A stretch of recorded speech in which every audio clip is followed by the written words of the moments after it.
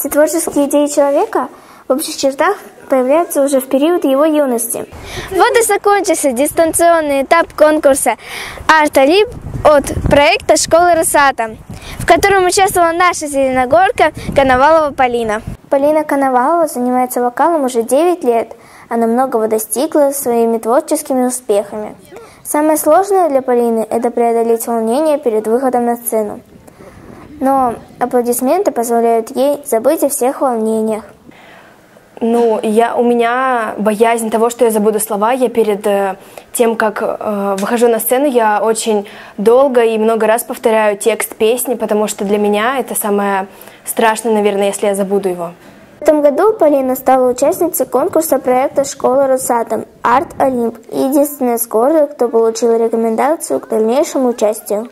Это конкурс, который проводит школа Росатома, он называется «Арт-Олимп» школы Росатома, где все дети, которые занимаются каким-либо творчеством, выкладывают свои работы, видео того творчества, каким они занимаются, и между этими детьми проводится конкурс. Для участия в дистанционном этапе необходимо было отправить организаторам на суд жюри видеозапись своего творчества. Около 700 заявок было подано на конкурс, в том числе примерно 20 из них с города Зеленогорска. Я была уверена в этой песне, и мне прямо хотелось выйти на сцену, всем подарить эту песню, и поэтому у меня были очень светлые и радостные ощущения.